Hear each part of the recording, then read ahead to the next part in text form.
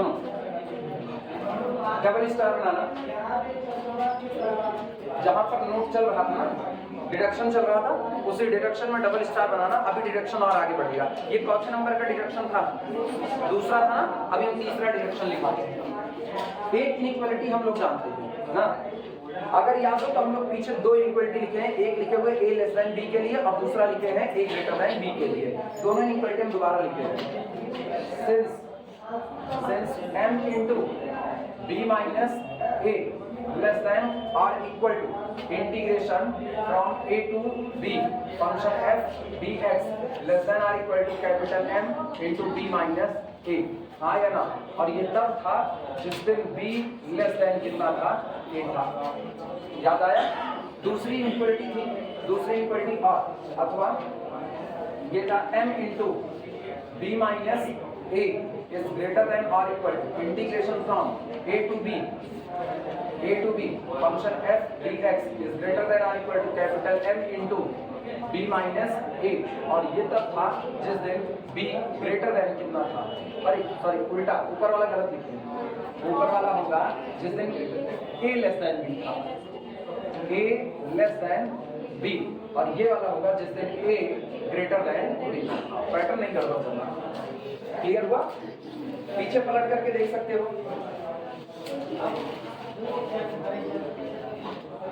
पीछे हम दो इक्वलिटी ऐसी करवा चुके हैं।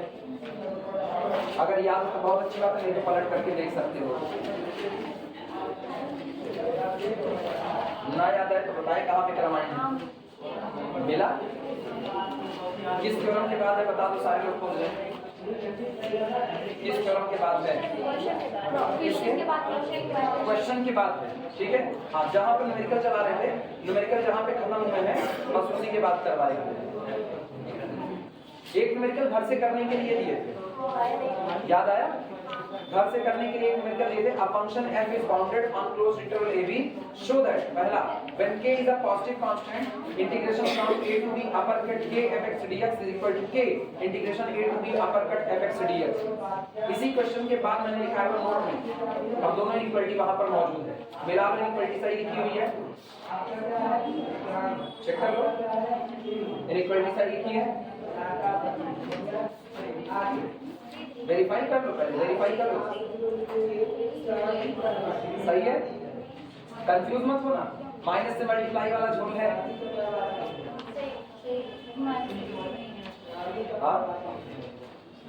कंफ्यूज हो इसमें? तो वो भी तो देखो हम क्या पलटे, वो भी तो देखो। जिस वक्त हम इक्वलिटी लिखाए थे उस वक्त हर बार मैंने इस्तेमाल किया है b minus a minus b। इस बार मैंने केवल एक ही चीज इस्तेमाल की है। क्लियर हुआ कि नहीं ना? तो इसीलिए इक्वलिटी में कोई गड़बड़ी नहीं है। चलो तीसरा डिडक्शन लिखना, deduction third, deduction third, deduction third, तीसरा डिडक्शन।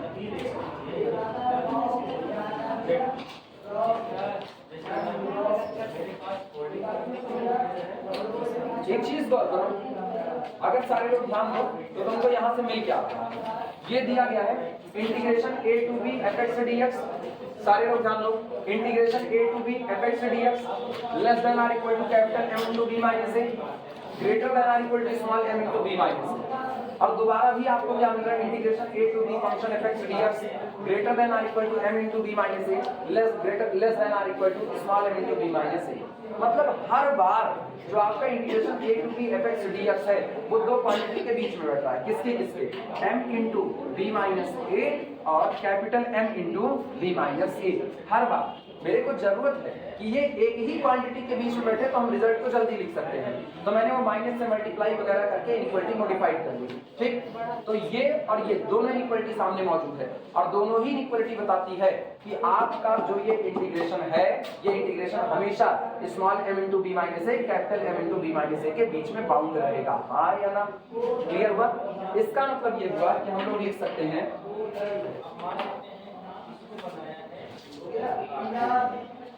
डिडक्शन में लिखना, if f is bounded and integrable, if f is bounded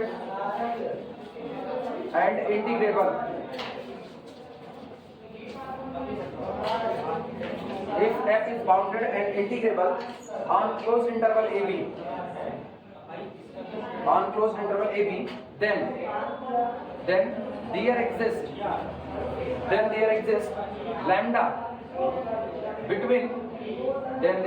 lambda between bounds of f, between bounds of function f such that तब f के bounds के बीच में ही एक number ऐसा जरूर आएगा। सोचो हो क्या, मेरे पास है इंटीग्रेशन a से लेकर के b फंक्शन fx dx, ठीक। इसी फंक्शन का दो बाउंड है, स्मॉल m और कैपिटल M, दो बाउंड है, स्मॉल m और कैपिटल M। हर बार हो क्या रहा है, हर बार हो ये रहा है कि integration of the function a to b f dx, ये जो है वो m इंटू a माइनस क्या b minus a, m into b minus a, small m into b minus a के बीच में ही रह रहा है।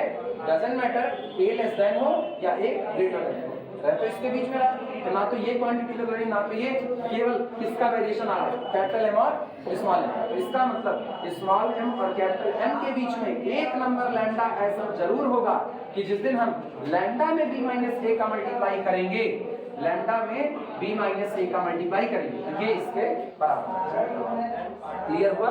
हो सकता है ये नंबर लैम्डा कोई और नहीं कैपिटल M ही हो जाए, हो सकता है ये लैम्डा कोई और नहीं स्मॉल m हो जाए, क्योंकि आप क्या लगा रहे हो इनइक्वालिटी में, greater than or equal to greater than or, less than or equal to less than or equal to. तो हो सकता है ये बाउंड खुद इस बात का काम कर दे, लैम्डा का काम कौन कर दे, बाउंड कर दे। और अगर ये बाउंड लैम्डा वाला काम नहीं करेंगे तो कोई ना कोई लैम्डा ऐसा मौजूद जरूर होगा। क्लियर है ये बातें? नोट करो।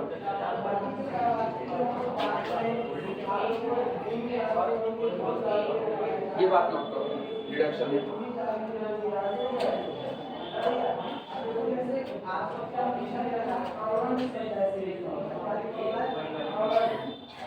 अपने अधिकार को खूब अच्छे से जानो और अंदर से डर निकालो ना।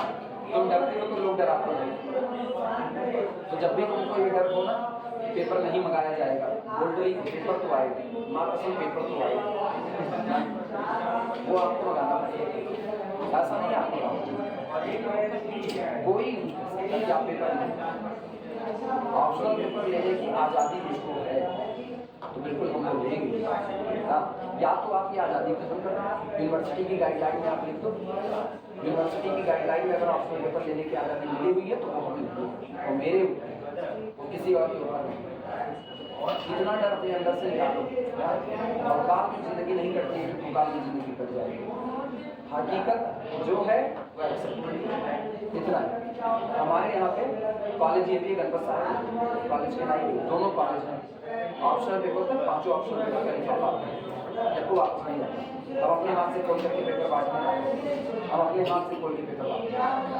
ऑप्शनल पेपर में पूरे कमरे में 80 लड़के थे, एमएससी का पेपर था, एमएससी का ऑप्शनल पेपर था, 80 लड़के थे, एक लड़का खाली मॉडलिंग का था, एक लड़का, और एक लड़के का मॉडलिंग का पेपर भी बांटा था, एक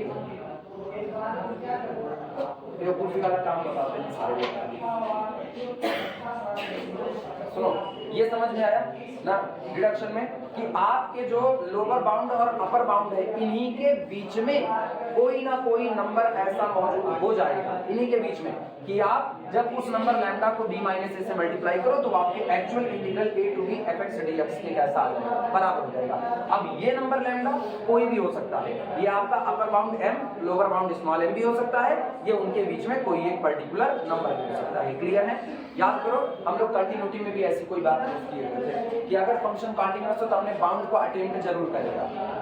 याद आया कि नहीं ना? उसी वक्त हम लोग ऐसे नंबर का डिस्कशन किए हुए थे। ये बात है, अब इंटीग्रेबिलिटी में कर रहे हैं, ये इसका प्रूफ नहीं देते क्योंकि इसके प्रूफ की रिक्वायरमेंट नहीं है। डिडक्शन नंबर 4 सुनना।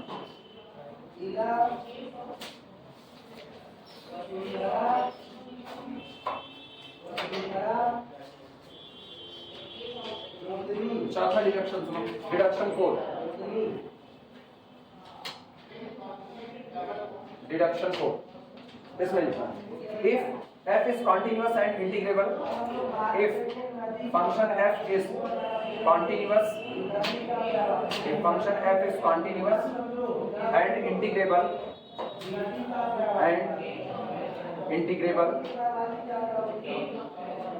integrable on closed interval AB and integrable on closed interval AB, then there exists C between A and B such that तब इंटरवल A और B के बीच में ही एक नंबर C ऐसा मौजूद होगा कि integration from A to B function fx dx is equal to B minus A into f of C, B minus A into f of C। कुछ नहीं, ऊपर वाले डिडक्शन का ही रूप है। ऊपर वाले डिडक्शन में अगर तुम देखो तो मैंने वहां पर फंक्शन को कॉन्टिन्यूअस नहीं कहा, आया ना?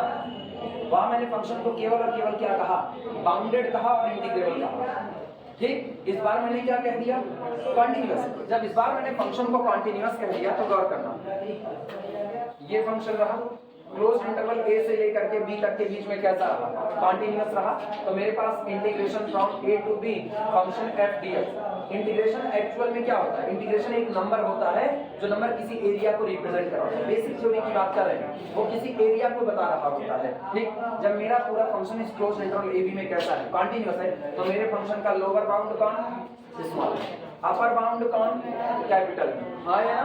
तो मेरा फंक्शन बाउंड हो गया small m into B minus A से capital M into B minus A के बीच में। तो मेरा इंटीग्रेशन बाउंड है A to B function fx dx, ये इसी के बीच में बाउंड है कि नहीं है? और अगर इसके बीच में बाउंड है और कॉन्टिन्यूअस बना हुआ है तो इसका मतलब इसकी वैल्यू यहाँ से यहाँ तक के बीच में कुछ भी हो सकती है। अब कुछ भी हो सकती है लेकिन रहेगा क्या? m into B minus A capital M into B minus A type में रहेगा। तो जब वो इसी टाइप में रहेगा तो इसका मतलब जो एक्चुअल इंटीग्रेशन होगा वो भी कोई constant into b minus A type का रहेगा कि नहीं रहेगा? ये जो कोई कांस्टेंट है, पिछली बार इसी को मैंने क्या कहा था? लैम्डा। लेकिन चूंकि पिछली बार कॉन्टिन्यूअस नहीं था, मतलब हो भी सकता है नहीं भी, तो मैंने लैम्डा को स्मॉल m से कैपिटल M के बीच की बात कह दी थी। इस बार मुझको पता है कि मेरा फंक्शन कॉन्टिन्यूअस है, और कॉन्टिन्यूअस अगर आप क्लोज इंटरवल AB पर कॉन्टिन्यूअस हो तो निश्चित तौर पर उसी क्लोज इंटरवल में ही कोई पॉइंट ऐसा होगा जिस पर वो लैम्डा एग्जिस्ट कर रहा होगा। तो हम लोग लैम्डा की जगह पर क्या रखेंगे? f of c। क्लियर हुआ कि नहीं? एक नोट करो, इसके भी प्रूफ की जरूरत नहीं। जिस डिडक्शन का प्रूफ आता है उसको हम करवा देते हैं, इसके प्रूफ की रिक्वायरमेंट। अगले डिडक्शन में प्रूफ की जरूरत है, अगला हम लिखा देते हैं। हो गया सबका ही?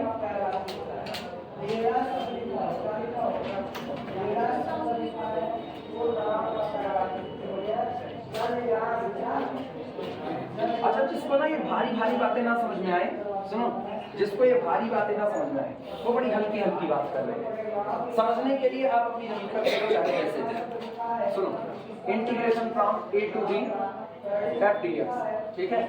भारी बात को हल्का कर रहे हैं, लेकिन हाँ ये केवल और केवल तुम्हारे समझने के लिए है बस। बाकी थ्योरेटिकली प्रूफ अलग तरीके से होता है, केवल समझाने के लिए। इधर हम लिख दे रहे हैं b माइनस ए इंटू 12, इधर लिख दे रहे हैं b minus A into 2।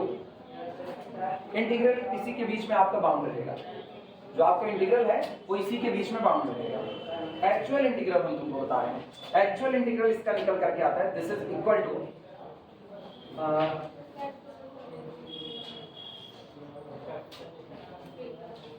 18/5 b minus A, 18/5 b minus A, ये एक्चुअल इंटीग्रल है।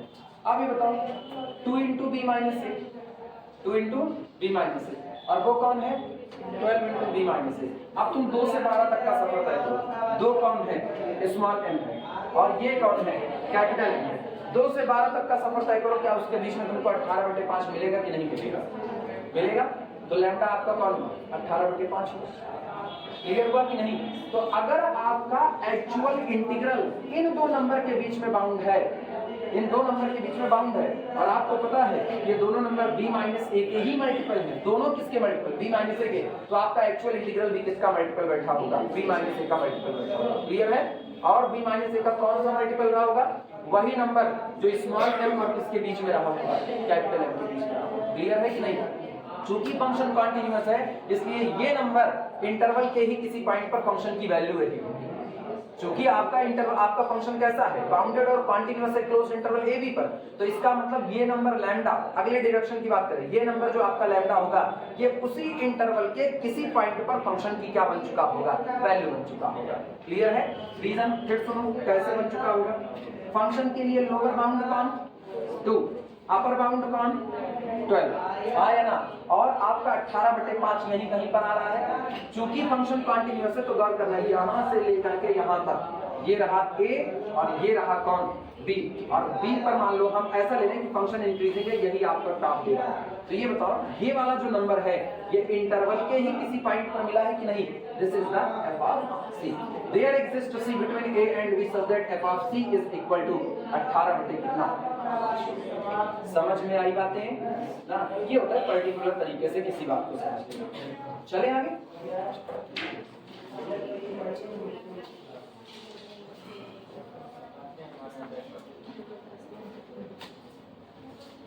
पिछली बार चूंकि मैंने पहले डिडक्शन में बाउंडेड शब्द का इस्तेमाल किया, कंटीन्यूअस का इस्तेमाल नहीं किया, तो जब कंटीन्यूअस का इस्तेमाल नहीं किया तो हम ये नहीं कह सकते हैं that lambda is the value of function at a particular point with in the domain.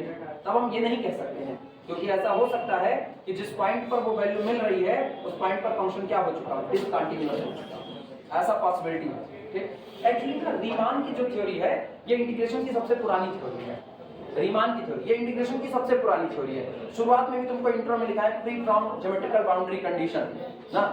होता क्या था, शुरुआत में ज्योमेट्रिकल एरिया ही निकाले जा सकते थे ना, जो जिनका ज्योमेट्री आपको पता होता था कि आप उनको बता सकते थे भैया इसका एरिया ये होगा, इसका ये होगा, रेक्टेंगल का ये होगा, सर्किल का ये होगा। लेकिन बाद में देखा कि जैसे अपने लोग सीरीज बनाए थे, सवाल में याद करो एक जगह पर हम लोग सॉल्व किए तो आया 1 + 2 + जब small M I capital M I निकालते थे न्यूमेरिकल, अगर तुमको याद आ रहा तो small M I capital M I निकालते वक्त समेशन 1 + 2 + 3 + 4 + n, तो हम लोग n+1/2 लगा देते थे, लिमिट अप्लाई करते थे, एलपीएफ और यूपीएफ निकाल देते थे, सुप्रीमा ऑफ एलपीएफ और इनफीमा ऑफ यूपीएफ निकालते थे। फिर सॉल्व किए, न्यूमेरिकल आगे बढ़ा, 1² + 2² + 3² + 4² + n², उसका भी फार्मूला अपने पास। फिर हमारे पास फार्मूला है 1³ + 2³ + 3³ + n³ का। लेकिन अगर ये बार-बार ऐसा आए 1 की पावर 4, 2 की पावर 4, 5 की पावर 4, 6 की पावर 4 सो ऑन, फंस रहे हो कि नहीं फंस रहे हो? इंटीग्रेशन की थ्योरी ऐसे ही डेवलप हुई, फंसते ये एकदम ना कह सकते हो खिचड़ी वाली थ्योरी थी रीमान की, खिचड़ी वाली थ्योरी। इन्होंने ज्योमेट्रिकल कंडीशन से तो आजाद कर दिया, लेकिन इनको नए नए तरह के फंक्शन मिले। शुरुआत में इन्होंने क्या किया, शुरुआत में कहा फंक्शन कॉन्टिन्यूअस और बाउंडेड हो, शुरुआत में कह दिया। बाद में थ्योरी आगे बढ़ी तो देखा यार कुछ डिसकंटीन्यूअस फंक्शन थे वो भी रीमान इंटीग्रेबिलिटी फॉलो कर ले रहे थे, तो फिर थ्योरी मॉडिफाइड हुई और तब कहा गया फाइनाइट नंबर ऑफ डिसकंटिन्यूटी रखे तो वो भी क्या हो जाएगा, रीमान इंटीग्रेबल हो जाएगा। तब तक बातें ऐसे चल रही थी। और अब तक हम सारा इंटीग्रेशन कर रहे थे, integration f of x dx। Theory कैसे डेवलप होती है वो बता रहे हैं। फंक्शन में होने वाला वेरिएशन किसकी वजह से था, x के। वो केवल और केवल आर्गुमेंट बदल रहे थे, सिर्फ और सिर्फ क्या बदल रहे थे, आर्गुमेंट। अब मान लो फंक्शन में हम कह दें कि फंक्शन में x क्यों बदलें, x² ही बदल दें पूरा, x नहीं बदले बल्कि क्या बदल दिए, x²। तो इसका मतलब फंक्शन का वेरिएशन फंक्शन के रिस्पेक्ट में लेना चालू कर दिए। और जब फंक्शन का वेरिएशन फंक्शन के, या वो भी छोड़ो, आपका फंक्शन f ऑफ x दिया गया है sin 2x + cos 3x plus कुछ भी ऐसा x की x² ये दिया गया।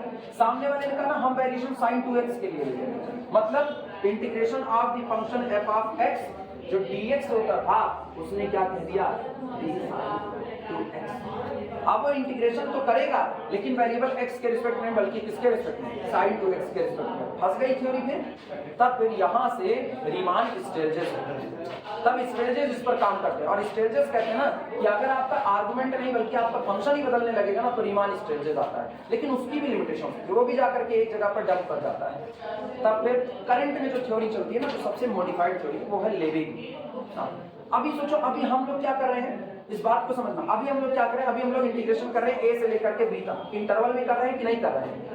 जब रीमान स्टेजेस आया तो वो भी इंटरवल में ही हुआ, a से लेकर के b तक। सवाल उठा क्या हर बार हम जो करेंगे इसको लाइन इंटीग्रल बोलते हैं। जो आप एक इंटरवल में कर रहे हो ना तो एक लाइन पर कर रहे हो, ये आपका कौन हुआ, लाइन इंटीग्रल। लाइन इंटीग्रल आपको वर्क डन दे रहा होता है, तो आपको क्या मिल रहा है, कह सकते हो ना किया गया कार्य मिल रहा है, वर्क डन आपको मिल रहा है। ये हुआ कि भैया क्या कोई जरूरी है कि हम हर बार इंटरवल पर ही काम करें, सेट पर क्यों नहीं इंटीग्रेट कर सकते? सेट पर जैसे हम एक सेट ले लेंगे, सेट 1 2 3 4 5 6, अब ये इंटरवल तो नहीं है, हम इस पर इंटीग्रेट करें तो क्या होगा? इस पर इंटीग्रेट करें तब फिर लेवेग की थ्योरी, लेवेग ने कहा मेजरेबल सेट लेकर के आए, वो सेट का मेजर निकालना और कहे जिसका आउटर मेजर इनर मेजर बराबर होगा ना उसको इंटीग्रेबल करेंगे। तो थ्योरी इसी तरीके से डेवलप हुई। तो अभी कह सकते हैं ना अपने लोग ना एक ऐसी थ्योरी पढ़ रहे हो जो एकदम इनिशियल की आपकी थ्योरी है, लेकिन बहुत अधकचरी पहली जितने आते गए उनको शामिल करते चले, बाद में डेवलप होने लगा, तो रीमान, स्ट्रेंजर्स, लेवेग, मेजर ये सब बनने चालू हो गए। ठीक, इसीलिए तुम गौर करो हम कोई ऐसा जनरल क्राइटेरिया नहीं थे, थ्योरम अलग अलग चला। पहले मैंने क्या कहा? पहले मैंने फंक्शन f को कॉन्टिन्यूअस कहा, फंक्शन f को बाउंडेड कहा, उसकी थ्योरी चलाई। अब पूरे में कॉन्टिन्यूअस बाउंडेड वाला मामला चलेगा। आगे चल करके हम थ्योरम लेकर के आएंगे डिसकंटिन्यूअस के लिए, आगे लेकर के आएंगे। फिर बीच में हम थ्योरम लेकर के आएंगे अगर f Riemann integrable, g Riemann integrable तो f प्लस g का किस्सा क्या होगा, बाद में डेवलप किया गया। तो इसी तरीके से रीमान की थ्योरी आगे बढ़ती है। एमएससी करोगे तो जिसकी भी थ्योरी मिलेगी तब पता चलेगा कि अंतर क्या हो रहा है दोनों में। कोई मोटा अंतर पूछे तो एक ना, रीमान की थ्योरी सिर्फ x के वेरिएशन को डील करती है और स्टेजेस की थ्योरी फंक्शन में होने वाले वेरिएशन को फंक्शन की वजह से डील करती है। डिडक्शन कितने हो गए थे? 4, पांचवा deduction 5।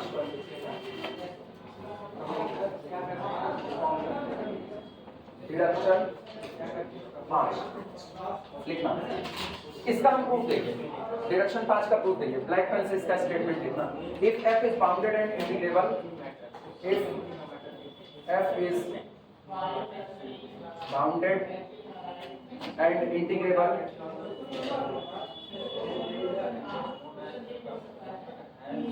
if f is bounded and integrable on closed interval ab and small k is a number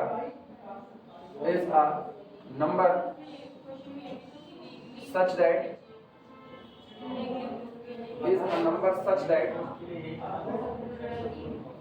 the mod of function f of x is less than or equal to k। वैसे इसको लिखने की जरूरत नहीं ना, जब आप ऊपर कह दिए f is bounded तो आप इसको बेमतलब, या तो आप यही लिख दिए होते, कुछ भी लिख देते रहते हैं। ठीक, for all small x belong to the closed interval ab, then mod of integral from a to b function f dx is less than or equal to k into mod b minus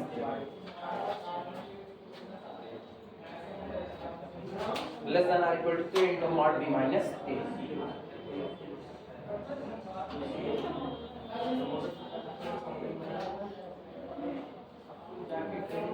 deduction कुछ नहीं है, जानी हुई बातों को prove करके किसी और तरीके से कहना डिडक्शन, उनमें से किसी बात को और निकाल लेना, कोई इंफॉर्मेशन निकाल लेना, वो डिडक्शन। विवेचना स्टेटमेंट हो जाए तो प्रूफ किया जाए।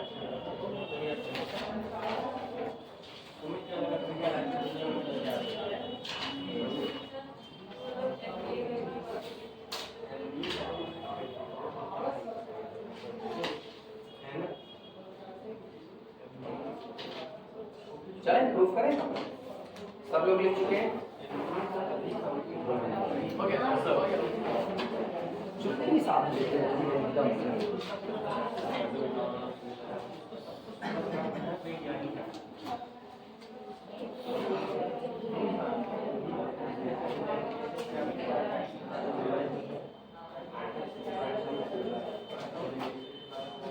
प्रूफ में लिखना, जो दिया गया उतने से शुरुआत कर रहे हैं।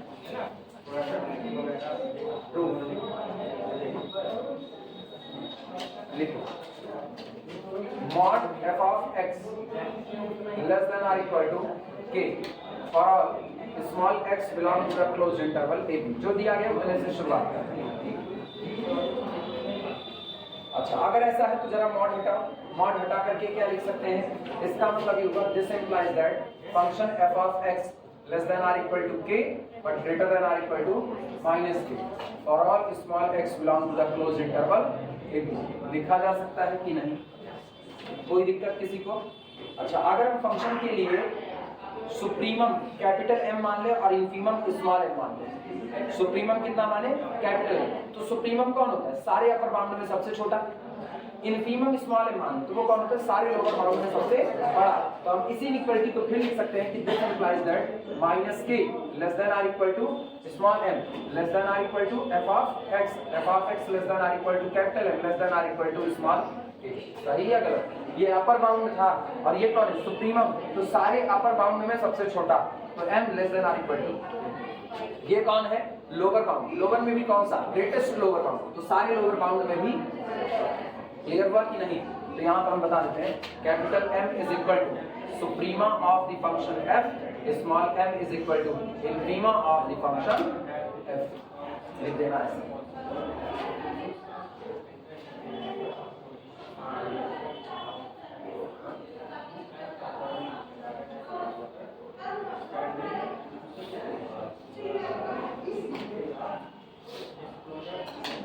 किसी को कोई दिक्कत लिखने में? अब एक काम करो, पूरे पर b माइनस a का मल्टीप्लाई करो। चूंकि आपने इंटरवल क्या लिखा है? a से लेकर के b तक। अगर इंटरवल a से लेकर के b तक लिखा गया तो ऑब्वियस सी बात है b बड़ा होगा और a छोटा होगा, क्योंकि लेफ्ट टू राइट हम क्या करते जाते हैं? इंक्रीज करते हैं। तो यानी कि दिस इंप्लाइज दैट, तो b माइनस a आपका कैसा रहा? पॉजिटिव। तो पॉजिटिव से मल्टीप्लाई करने पर इक्वलिटी का साइन चेंज नहीं होगा। तो minus k into B minus a less than or equal to m into B minus a less than or equal to, बोलो, f ऑफ x या integration from a to b function f(x) dx। सोच करके जवाब दो। हम लोग क्या किया? ये सही होगा? अगर हम अब f of x into B minus X ना लिख करके integration a to b f of x dx लिखते, सही है? पीछे सारी इक्वलिटी यही तो पढ़ते हुए चले आए, ठीक? तो this is less than or equal to capital M into B minus A और this is less than or equal to k into B minus A. कोई दिक्कत किसी को? नोट कर लो।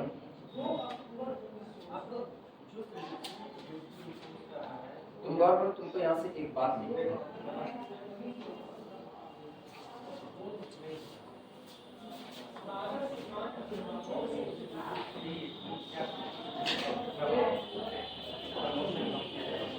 कुछ बोले? एक चीज गौर करो, यहाँ क्या लिखे हो? Mod of f of x less than or equal to k। Mod कैसी क्वांटिटी? Non negative. तो पक्का k कैसा रहा होगा? Non negative. आया ना? तो इसका मतलब b माइनस a भी कैसा? Non negative. Non negative multiplied by non negative that is again non negative. यानी इनको और इनको लेके एक बात लिखी जा सकती है, this implies that mod of integration from a to b function f dx is less than or equal to k into b minus a। सही या गलत लिख सकते हैं? और हम चाहें तो b माइनस a लिखें और चाहे तो मॉड b माइनस a। कोई फर्क पड़ता है? नहीं पड़ता। फिलहाल b माइनस a लिखते हैं।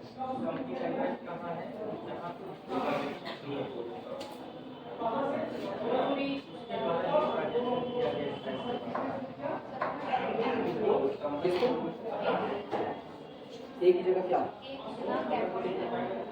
नहीं, अपने को एक ऐसे नंबर के लिए बात करनी, बाउंड के लिए बात नहीं करनी। जिस पर लोग सप्लीमेंट इंक्रीमेंट है उसके लिए बात नहीं करनी, करने को उसके लिए भी कर सकते हैं।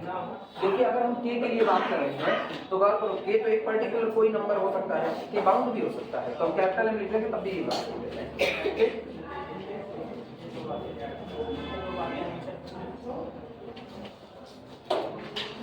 लिखना if b less than a, if b less than a, if b is less than a, अगर b a से छोटा हो जाए तब की बात सुनो। अच्छा b less than a हो गया, मॉड लगा है, कोई फर्क तो पड़ेगा नहीं। तो इसका मतलब mod of integration from a से लेकर के b function f dx is less than or equal to k into mod b minus a। सही या गलत? मैंने फिर कहा केवल मॉड का इस्तेमाल कर रहे इसलिए इनइक्वालिटी का चेंज को माइनस। अब इनइक्वालिटी बदलने वाली नहीं है। आप चाहे लिखो b माइनस से, चाहे आप लिखो मॉड b माइनस से, बात तो बराबर है, अलग तो है नहीं। ऊपर क्या है? ऊपर b माइनस से ऑलरेडी पॉजिटिव है तो मॉड लगाने से कोई फर्क पड़ेगा नहीं। नीचे b माइनस से कैसा है? नेगेटिव है, लेकिन मॉड लगाने से वो भी क्या नजर आएगा? पॉजिटिव। तो चाहे कहो मॉड b माइनस से, चाहे कहो सिर्फ b माइनस a। क्लियर हुआ? और दोनों को मर्ज करो तो एक में, दोनों के एक में मर्ज करो। This implies that mod of integration from a से लेकर के b function f dx less than or equal to k into mod b minus a, whatever भी a है उससे कोई फर्क नहीं पड़ता। a और b कौन बड़ा है कौन छोटा है अब उसको कोई फर्क नहीं पड़ता।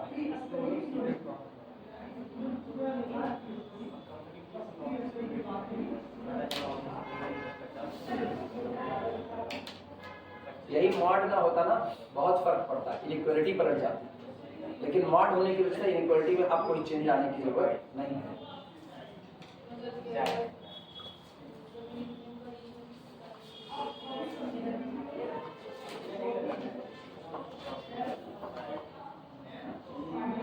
हो जाए अगला करना है। कितने डिडक्शन हुए? 5। छठा डिडक्शन, डिडक्शन 6। ये हो जाए तब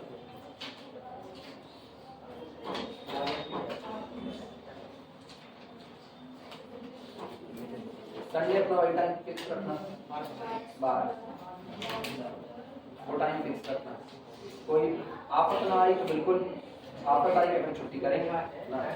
फिलहाल अभी तो आफत जैसी कोई चीज शायद ना आए। 68,000 एक 24 की 3 दिन पहले 68 आई है, कोई खास दिक्कत तो नहीं। 40 के नीचे आने पे होती है बहुत ज्यादा।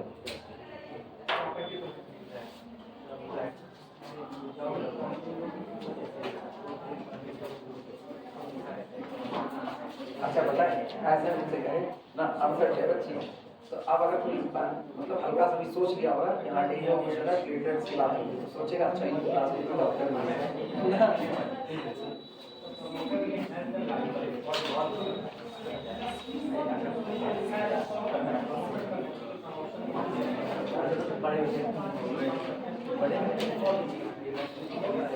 लेकिन इतना बिल्कुल हाँ मतलब इतना भी क्या डर जाना, एकदम पूरा हाथ सर पे उठा लेना डर करके, अरे भैया अब बाद में एक लोग और मेरे परिचित के हैं वो ऐसे वो कहते हैं जब हम कराते हैं ना तो मुझको बड़ी हिम्मत मिलती है, बड़ा आराम मिलता है कराने से। हमको अच्छा मारे सबको नरक हुआ है करा करा करके और हिम्मत मिल रही है। डिडक्शन डिडक्शन छठा होगा ना ये 6 डिडक्शन 6।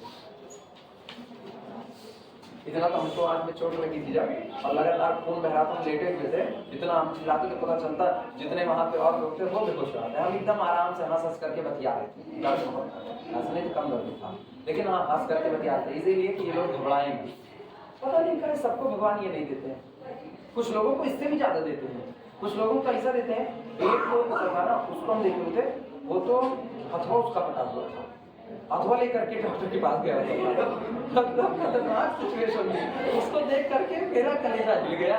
हम कटा हाथ में उठा करके लेकर के आ रहा है, तो दूसरा भी नहीं लेकर के आया। अजीब ही कंडीशन है। रिडक्शन से एक एफ इज बाउंडेड, उसको देख करके मेरे को लगा यार असली राक्षस तो ये लोग पैदा है, हम तो लोग खाली बदनाम किए हैं। एक एफ इज बाउंडेड,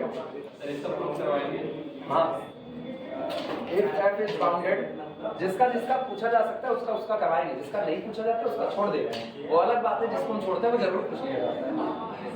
एक F is bounded and integrable, if f is bounded and integrable on closed interval ab, on closed interval ab and our function f of x is non-negative, ठीक, for every x belong to the our domain closed interval ab, then closed interval A B में अगर मेरा function हमेशा non negative बना रहता है तो दो बातें हैं, या तो इंटीग्रेशन पॉजिटिव आएगा और या तो इंटीग्रेशन नेगेटिव आएगा। पॉजिटिव कब आएगा वो सुनना, जिस दिन अपर लिमिट लोअर लिमिट से बड़ी होगी, जिस दिन अपर लिमिट लोअर लिमिट से बड़ी होगी आपका इंटीग्रल पॉजिटिव आएगा। जिस दिन अपर लिमिट छोटी हो जाएगी और लोअर लिमिट बड़ी हो जाएगी उस दिन आपका इंटीग्रेशन नेगेटिव आएगा। तो then integration from A to B function F D X is greater than or equal to 0 अगर upper limit b greater than or equal to a है और less than or equal to 0 if b less than or equal to 1। Note करो, अगर function positive बना रहता है, लेकिन शर्त है याद रखना, अगर फंक्शन कैसा बना रहे, नॉन नेगेटिव बना रहे, तभी की कंडीशन है ये। आप ऐसे नहीं बोल सकते हो, कोई तुमसे रैंडमली पूछे कि बताओ इंटीग्रेशन 2 से लेकर के 8 तक, ठीक, 2 से लेकर के 8 तक x³ dx, ये कैसा आएगा? x³ dx कैसा आएगा? ठीक है, मेरे को पता है डोमेन है 2 से लेकर के 8 तक, 2 से लेकर के 8 तक के बीच में x³ हमेशा पॉजिटिव बना रहेगा, तो पक्की बात है ग्रेटर नहीं है। क्लियर हुआ? लेकिन यहाँ कोई ऐसा फंक्शन रख दिया जाए, अभी देखना, अभी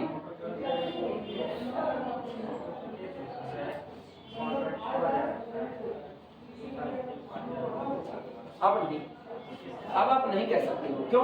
क्योंकि अब आपको पता है 0 से 3 पाई तक इसका साइन बदलेगा, कई बार बदलेगा, पॉजिटिव नेगेटिव पॉजिटिव नेगेटिव। अब आप नहीं बता सकते पॉजिटिव आएगा या नेगेटिव, इसीलिए रिजल्ट किसके लिए बना है? रिजल्ट बना हुआ है नॉन नेगेटिव के लिए। वहां आपकी श्योरिटी है कि अगर आपका function with in the domain positive बना रहता है, तो ऐसे में अपर लिमिट के बड़े होने पर, लोअर लिमिट के छोटे होने पर इंटीग्रेशन पॉजिटिव आएगा, नॉन नेगेटिव रहेगा, 0 भी हो सकता है, और लोअर लिमिट के बड़े होने पर, अपर लिमिट के छोटे होने पर यही क्या हो जाएगा?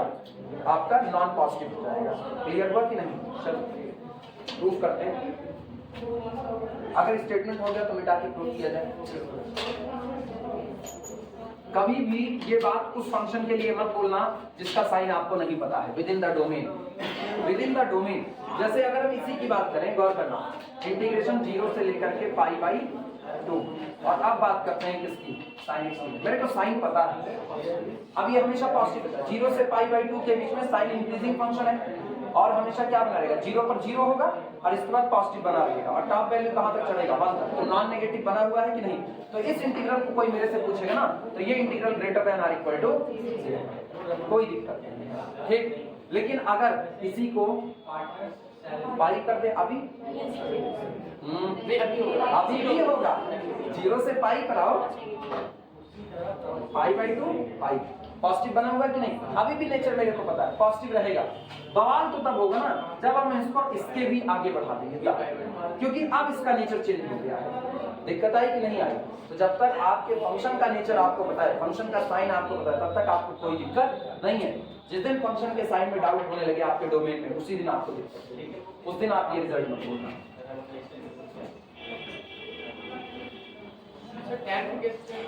किसका डोमेन बताओ? डोमेन, बिना डोमेन के बाद कोई क्या? किसका? 0 से लेकर के पाई, इम्प्रॉपर, अपर एंड पर इम्प्रॉपरनेस है ना, सॉरी अपर एंड पे का है, मिड पॉइंट पर गौर करना, 0 से पाई ले रहे हो ना, तो ये बताओ π/2 मिड एंड आ गया, π/2 पर कहां जा रहा है? इन्फिनिटी, इम्प्रॉपरनेस है, वो इम्प्रॉपर इंटीग्रल में डीलिंग होगी, इम्प्रॉपर इंटीग्रल में डीलिंग होगी, वहां बताएंगे कि इंटीग्रेबल है कि नहीं है ना। यानी फाइनाइट नंबर ऑफ डिसकंटिन्यूटी आपके डोमेन में, अगर फाइनाइट, इसी में भी बताएंगे, अगर फाइनाइट नंबर ऑफ पॉइंट पर डिसकंटिन्यूटी आएगी तो रीमान इंटीग्रेबिलिटी होगी, और नहीं तो नहीं आएगी ना। तो आप डोमेन जो ले रहे हो उस पर बड़ा कुछ डिपेंड करेगा। फाइनाइट नंबर कहने का मतलब ये है कि जैसे साइन के फंक्शन में टुकड़े के पॉइंट पर टूटा हुआ फंक्शन, टुकड़े के point 2 point, 4 point, 8 point, 10 point पर टूटा हुआ है, तब एक फंक्शन हम बता रहे हैं x/x+2 x+3। नहीं, ये मत सोचो ना, इस तरह मत सोचो, जनरलाइजेशन बात करो ना, पर्टिकुलर क्यों बात करें? अपने जनरलाइजेशन की बात करते हैं। आप कोई भी फंक्शन मेरे को दो, डोमेन में डिसकंटिन्यूटी कितनी जगह पर है, मैं खाली वही देखूंगा, कितनी जगह है। डोमेन में 2 ही तरह डिसकंटिन्यूटी रख सकता है, या तो डोमेन के कुछ पॉइंट पर डिसकंटिन्यूअस होगा, और या तो डोमेन के इनफाइनाइट पॉइंट पर डिसकंटिन्यूअस होगा। बस यही 2 ही किस्सा होगा, और ये दोनों किस्से हम यहीं पर डील करेंगे इसी चैप्टर में आगे चलते हुए, तो वहां से हम निकाल देंगे इसको, ठीक। और बाकी अगर वैल्यू निकालना तो जिस पॉइंट पर इम्प्रॉपरनेस है वो पॉइंट अपर एंड है, लोअर एंड है या मिड एंड है, वो इम्प्रॉपर इंटीग्रल का किस्सा वहां से निकाल दिया जाएगा। क्लियर हुआ?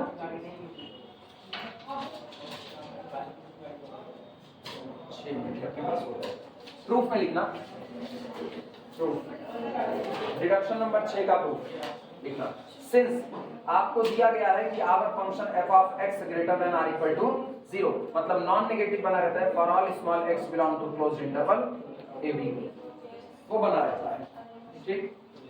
अच्छा ये तो अगर फंक्शन नॉन नेगेटिव बना रहता है तो क्या कभी फंक्शन का इनफीमा नेगेटिव हो सकता है? Infima minimum value of the function है। फंक्शन आपका हमेशा नॉन नेगेटिव बना रहता है, मतलब नेगेटिव नहीं होगा। तो क्या आपका इनफीमा नेगेटिव हो सकता है? वो भी नहीं होगा। इसका मतलब this implies that small m greater than or equal to 0। Note करना। अच्छा, स्मॉल m के बारे में लिखो। Infima of the function f is equal to small m greater than or equal to.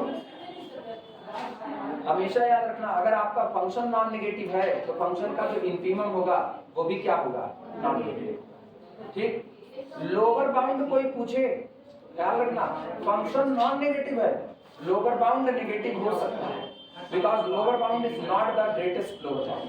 लेकिन जो ग्रेटेस्ट लोअर बाउंड होगा वो कभी नेगेटिव नहीं हो सकता है। क्लियर है ये बातें? नाउ इनइक्वालिटी इस्तेमाल करें।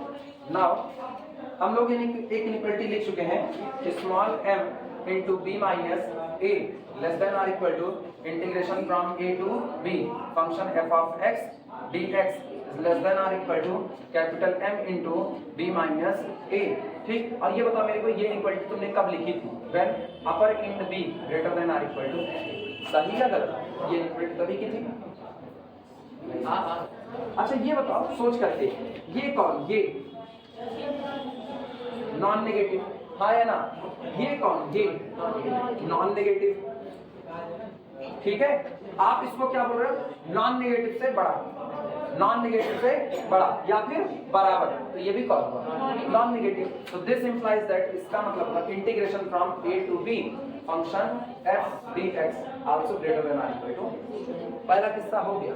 अपर लिमिट बड़ी है, लोअर लिमिट छोटी है, तब के केस में हो गया। और अथवा दूसरी वाली इनइक्वालिटी याद करो। दूसरी इनइक्वालिटी जब हमने लोअर लिमिट को बड़ा कर दिया था, अपर लिमिट को छोटा कर दिया था, तब हमने लिखा था small m into B minus A is greater than, पलट दिए थे, greater than or equal to integration from a से b function fx dx and this is greater than or equal to capital M into B minus A. ये inequality मैंने तब लिखी थी when, जब b less than or equal to,